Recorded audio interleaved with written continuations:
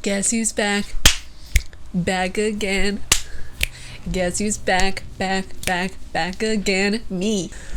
What's going on, you guys? It's your huggable hipster here, and welcome back to my channel, and happy Monday. Like, seriously, happy freaking Monday. I have not uploaded a video in a hot minute, and in a hot minute, I mean a week. It feels so good to just to sit down and film and talk with you guys again, honestly.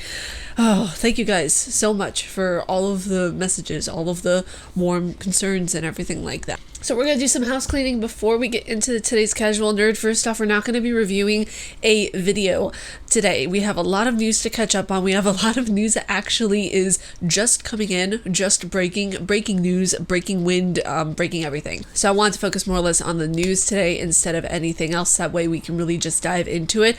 Also, there's not going to be a casual nerd episode every Friday anymore. It's going to be every Monday. I feel like starting off your Monday with gaming news is the best way to start any kind of Monday, really, because when you want to be surrounding yourself with the essence of a Friday, you don't want to be surrounding yourself with news and chaoticness, and you don't want to be surrounding yourself with just news and updates and all that kind of stuff. You want to surround yourself with the fun good times. So I'm thinking of keeping Mondays for the gaming news for the casual nerd, and then Fridays we're going to be doing something else. I'm not going to say yet, but I'm excited. I hope you guys are too. Now let's get into the gaming news and YouTube news and Twitch news and all the news that we have for you today. So first, getting into YouTube news, I'm not surprised anymore with YouTube, honestly. Even though I love the platform, I love what it's been able to give me as far as subscribers and a place to grow and a place in order to share my creativity with you guys. There's a lot of messed up things that are going on the platform right now currently. It states here in the article that YouTube has publicly announced that they are to remove community captions, also known as community contributions, feature from its website. The feature is scheduled for removal on September 28th, 2020. YouTube users have gone over to Twitter to express their thoughts and feelings regarding YouTube's decision to remove community captions from its website by using the hashtag #Don'tRemoveYouTubeCCs. According to user tweets, the feature helped many to understand the video since they have poor English, while those who are deaf and had hearing problems made it easy to know what one was saying in a video. It said what once was saying in a video. This is why spell check is really important. This is a shocking thing, actually, the fact that YouTube is removing captions. Like, they're not removing them altogether. They're only removing the ones that are contributed to the video by the viewers. I find that really, really shocking, considering the fact that, you know, in a video game, they have captions all the time. You cannot get a video game now that does not have captions. Even back the first Xbox, you know, because people told me that there were captions in Blood Rain, and I just didn't even see the little thing to switch them on. Okay, I'm sorry. But even back in the day, they knew that captions were really important to implement, and the fact that they're taking away the ability for fans, for people, for subscribers to put them into the videos, I feel like that's shocking. The fact that that's being taken away from people, the fact that, let's say you speak Korean and you want to be able to put captions for somebody to translate it for them to English. Let's say the person knows both Korean and English, right? And I'm speaking in English and they want to translate it to Korean or vice versa. It's going to be very difficult now unless it's a professional translator doing it for Viva or doing it for, you know, like Markiplier or something like that.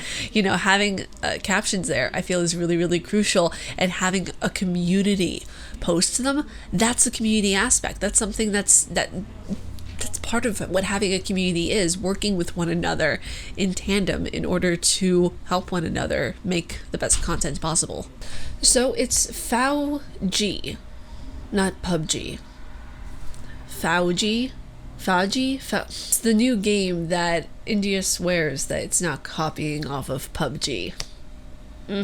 Sure it's not. It states here in the article that India's ban on mobile apps with a Chinese connection spawned replicas by the dozen. As we've reported in the past, however, Encore Games and the Bangalore-based game developer say its new multiplayer game, iv'e, Fearless and United Guards, isn't a response to the federal government's ban on PUBG and 117 other games. So then why is it called iv'e? It's clearly a replica of PUBG, except without, you know, the PUB. It continues on, stating in the article that for starters, the company claims that iv'e was in the works as early as May 2020 and will launch within months' time. Also, unlike PUBG, where players can scout for weapons and kill each other, basically. Their game associates with players with major military events of India, with the first episode would replicate India's recent clash with the Chinese army and the Glawan Valley of Lakda. So I get what they're trying to do. I honestly do, but it's a replication of PUBG. I mean, like, if you wanted to call it a different type of game, call it, you know, Call of Pub Modern Callfare, or call it, you know, the Foul Valley of Lakda. I mean, call it after something that you actually have in, you know, in the works already. This is copying. This is borderline, well, actually technically it is plagiarism. So next up we go into some Twitch news. Now, Twitch has gone through a lot lately, mostly due to their own doing, but still they've gone through a lot with changes in their policy, adding mid ad rolls within the streams. I know I've been seeing a lot of people tell me that during my streams there have been mid ad rolls as well, so that's not something I really want. I don't know.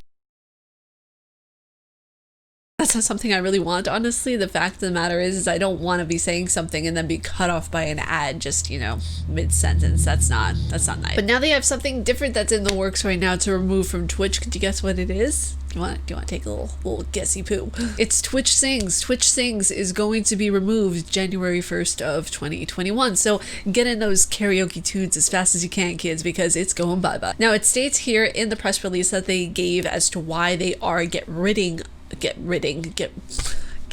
Twitch released a statement as to why they are getting rid of Twitch Sings, and the following states: as we look to the future, we have decided to invest in broader tools and services that will help support and grow the entire music community on Twitch. Because of this, we've made the difficult decision to close Twitch Sings on January 1st, 2021. The community has inspired us with their talent and passion, and we thank you all for what you've given Twitch Sings over the years.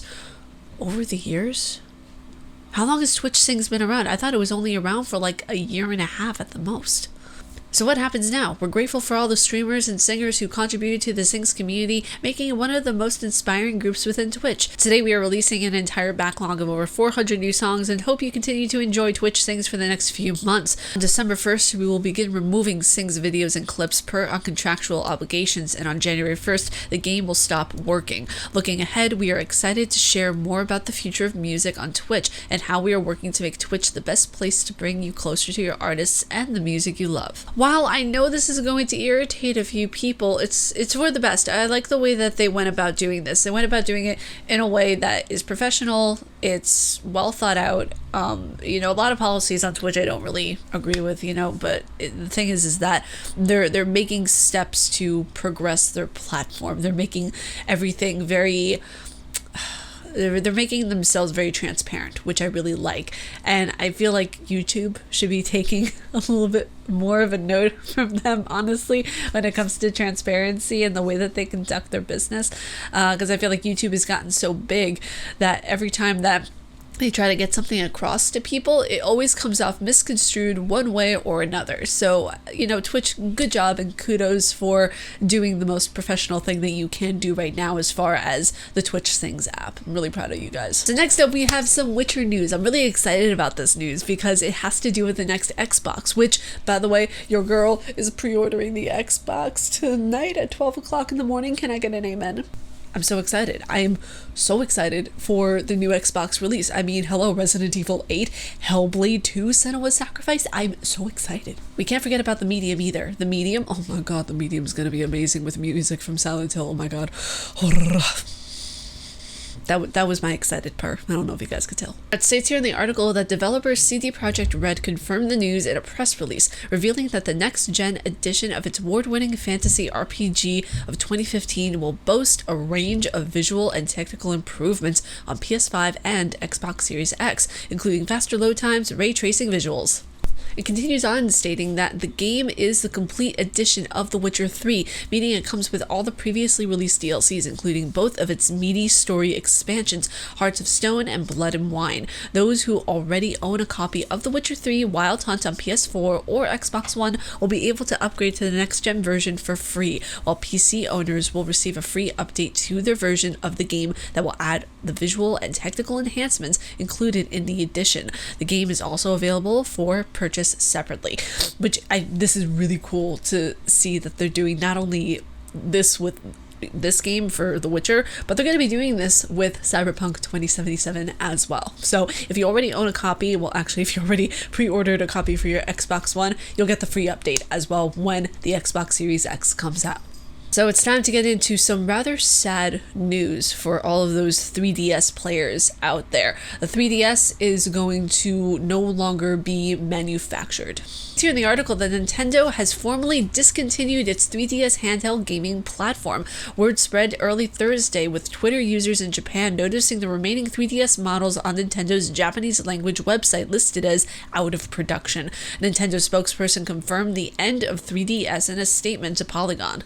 We can confirm that the manufacturing of the Nintendo 3DS family of systems has ended. Nintendo and third-party games for the Nintendo 3DS family of systems will continue to be available in the Nintendo eShop, on Nintendo.com, and at retail. Library of more than 1,000 Nintendo 3DS games contains many critically acclaimed titles and can provide years of content to explore and enjoy. Nintendo US website seems to have wiped the 3DS presence sometime in the past few hours as well, The Verge said Wednesday. The end of the 3DS is no surprise. The Nintendo Switch has replaced the 3DS and the company's state-of-the-art handheld practically since its launch early 2017. The DS closed down to a nearly 10-year run, beginning with its February 2011 launch, going through several model revisions and variations, and ending with new Nintendo 3DS, new 3DS XL, 2DS, and 2DS XL. The 3DS was a successor of the Nintendo's extraordinarily popular DS line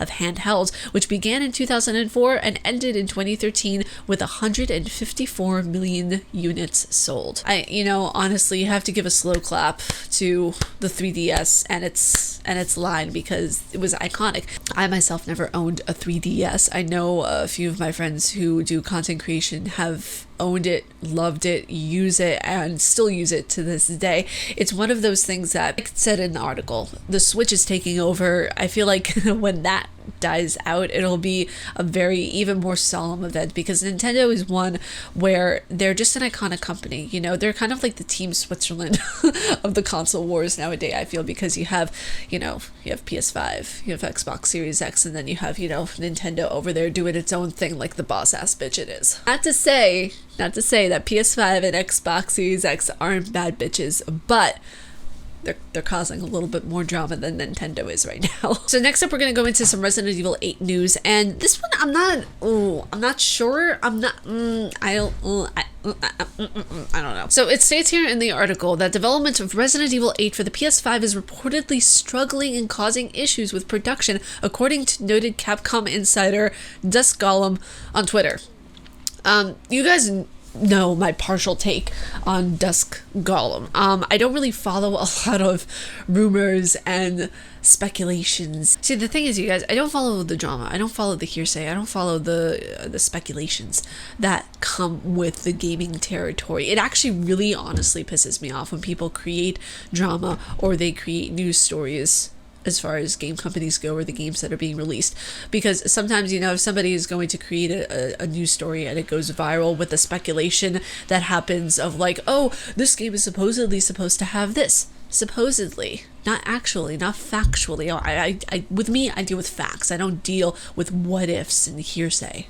It goes into saying that, yes, we know this chap has caught a lot of flack lately regarding his comments on the PS5 hardware, but his track record with Capcom-related titles has been spot on. All the same, it's still best to take this with a pinch of salt just to be safe. See, even the article is saying like, hey, we know some of his stuff was on point, but, it just think for yourself, okay?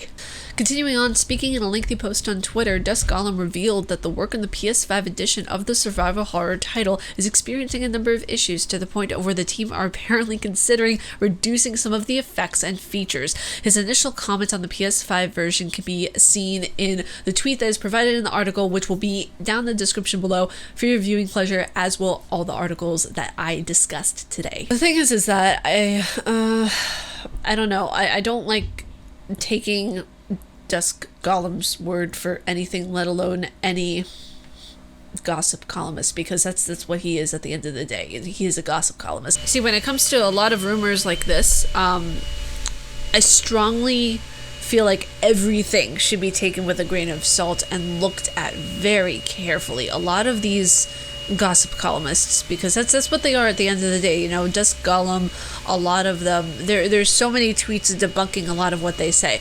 Yes, they may be spot on a lot of it, but unless he actually works at Capcom, number one, if he's spreading this stuff, by the way, and he's working at Capcom, that's illegal to do, and he could get fired potentially from that. It's just one of those things of where, like, I don't believe anybody until I hear it straight from the developer's mouth. I don't. And, you know, people might get mad and be like, oh, you know, you're just saying that because you don't want him to be right. And that's all it is. Whenever you look at it seriously, it's a theory. It's nothing more than that. The fact that, you know, a lot of his stuff came out to be true, hey, that's awesome. Doesn't mean the next thing will be. So next up, we have some more CD Projekt Red news regarding Cyberpunk. States here in the article that CD Projekt Red has said that Cyberpunk campaign will be shorter than The Witcher 3 because a lot of people didn't end up finishing the whole story. Now, on the post-show of the third Cyberpunk 2077 Night City Wire, as clipped by Reset Era user Saucycar P-Dog, senior quest designer Patrick K. Mills discussed how the campaign for Cyberpunk 2077 will be shorter than The Witcher 3 because even though a lot of people got very far in the game, not as many made it all the way to the end. According to How Long to Beat, The Witcher 3's main story takes an average of 51.5 hours to complete, while a completionist run can take around 172 hours. The main campaign might be slightly shorter than The Witcher 3's. Cyberpunk 2077 will be receiving a free DLC alongside paid expansions just like the third Witcher game. I'm serious. People are just lazy. They don't want to see an entire story through, so they're like, ugh, why does it have to be this long? Why does it have to be this? Why does it have to be that? Like, The Witcher is such a diverse, thorough story. The fact of the matter is that, yeah, there are going to be amazing stories that are long, and there are going to be amazing stories that are short and medium length. I understand why some people don't want to play a long game, you know, because they're just like, oh, you know, they don't have time, they have work, they have this, they have that. I get that, but to say the story is too long, some people won't last reading a book then that's over 600 pages. Like, I don't care if the story is long or short. If the story is good, that's what matters. It shouldn't matter the length of the story. Maybe it's just me being a grouchy old grumpus because I'm getting older and I'm realizing that people are just full of BS. But at the end of the day, it shouldn't matter the length of the story. It should matter the quality of the story and whether or not you got the cojones to stick it through. Now, on the last part of our gaming news for today, it is a very special announcement. Xbox has signed up with Bethesda. It states here in the article, per the announcement that actually just got released today is a special day as we welcome some of the most accomplished studios in the gaming industry to Xbox. We are thrilled to announce Microsoft has entered into an agreement to acquire ZeniMax Media, parent company of Bethesda Softworks. As one of the largest, most critically acclaimed, privately held game developers and publishers in the world, Bethesda is an incredibly talented group of 2,300 people worldwide who make up some of the most accomplished creative studios in our industry. Across Bethesda Softworks, Bethesda Game Studios, ID Software, ZeniMax Online Studios, Arcane, Machine Games, Tango Gameworks, Alpha Dog, which, by the way, I just want to insert this really quickly.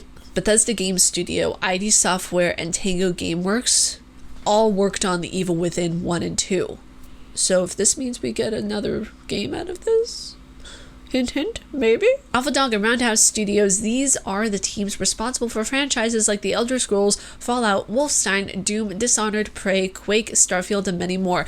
Evil Within. Bethesda games have always had a special place on the Xbox and had in the hearts of millions of gamers around the world. Our teams have a close and storied history working together, from the amazing first Doom and its ID Tech engine innovating games on PCs to Bethesda bringing their first console game to the original Xbox. The groundbreaking The Elder Scrolls 3 Morrowind over the years have had many deep conversations with the creative leaders at Bethesda on the future of gaming, and we've long shared the same visions for the opportunities for creators and their games to reach more players in more ways.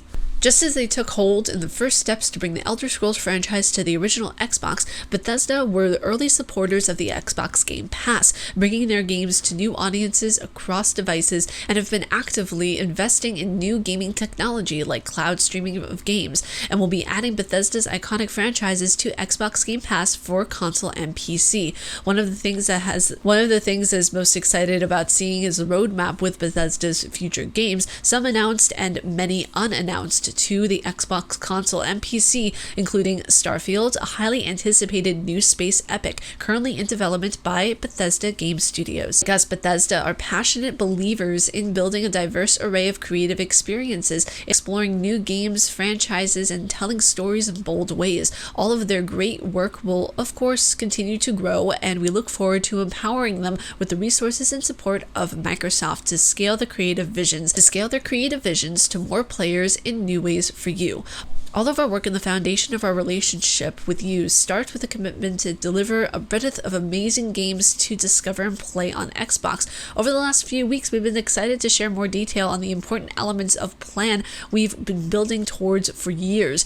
A plan that is the fulfillment of a promise to you, the Xbox player, to deliver the most performant, immersive, and compatible next-generation gaming experiences, and the freedom to play blockbuster games with your friends anytime, anywhere. Today is a landmark step in our journey together, and I'm incredibly energized by what this step means for Xbox. Please join me in welcoming all of our friends at Bethesda to Team Xbox. This makes me excited and also very hopeful that they're going to remake some Bethesda games that were less. They were just less. I really hope they remake Fallout.